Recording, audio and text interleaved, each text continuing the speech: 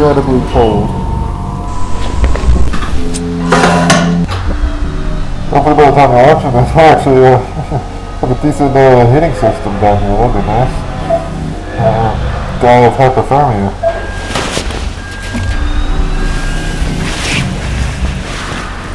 Oh, hello, camera.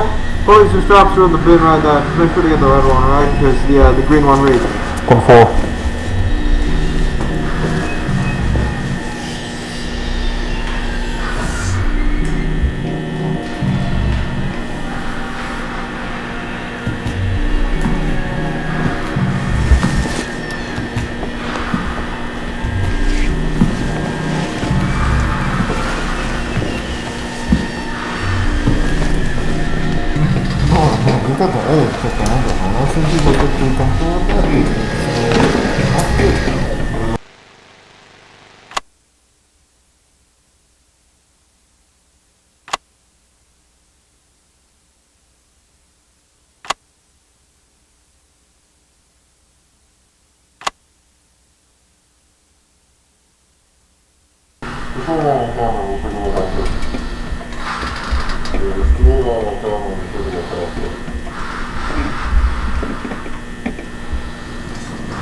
There's no insulation on top, and I'm seeing a bunch on the floor above.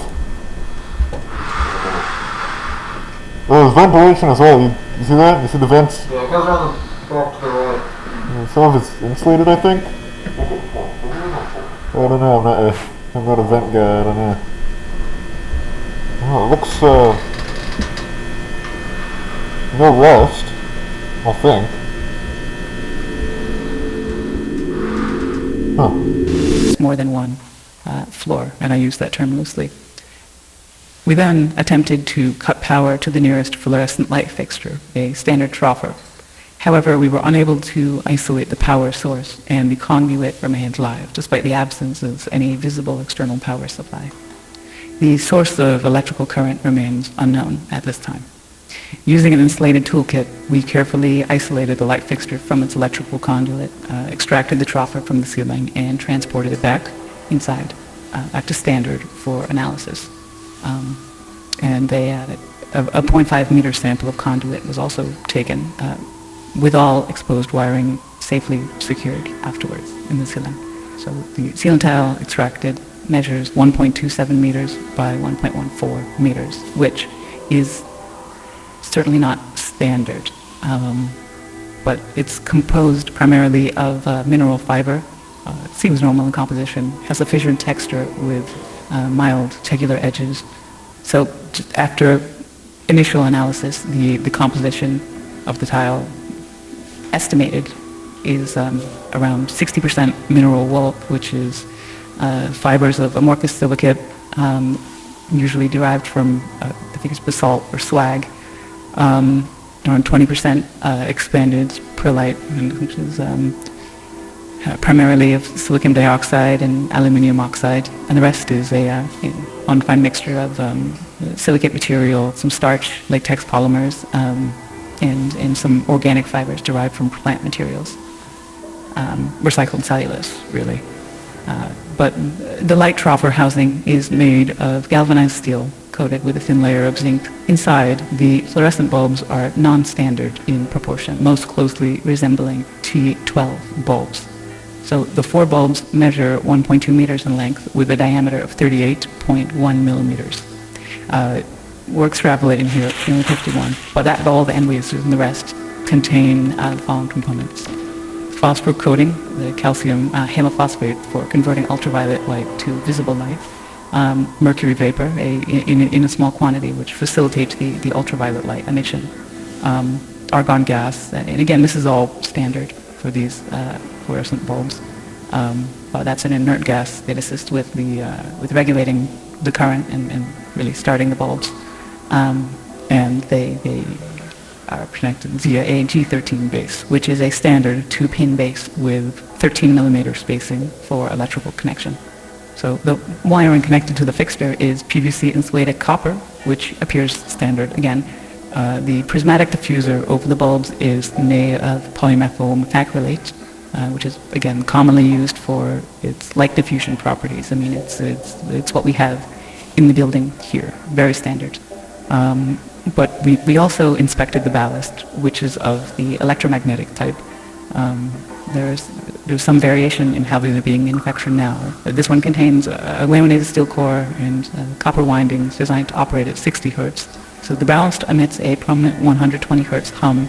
This seems to be the case for the majority, if not all, of the lights in the complex that we've assessed thus far, mostly just through simple curing. But this is due to magnetostriction and core vibration. But the noise may be exacerbated by loose lamination plates or degradation of the insulating potting material over time. So it's definitely an indication that this has been running for a little bit. I mean, despite its age, the ballast is functional. Its large proportions suggest it was built for a non-standard space, not something you find in the majority of offices or most commercial spaces, though that's not something I'm too familiar with, truthfully.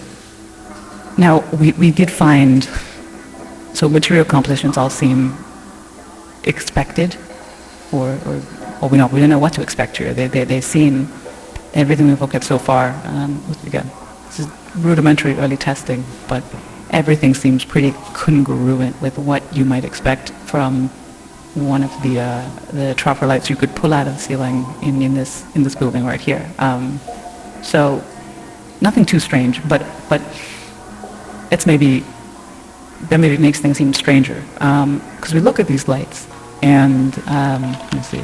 I'm taking it. So several labels were marked on various components of the troffer. So on the ballast, we found markings for marked it as a universal ballast, Type A, manufactured in 1975 with serial number A75234X. The troffer itself is stamped 3X432, and that was manufactured in 1973 in Reading, Pennsylvania, and it is UL listed. And the bulbs were manufactured by Sylvania, and they're marked F40SW, that's soft white, with no visible date information. It's left blank, but it is noted as made in the USA.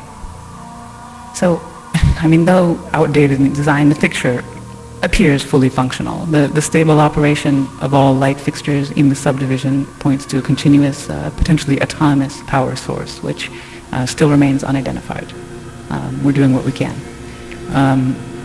The materials used are durable with minimal visible wear, suggesting they were built for long-term, possibly indefinite use.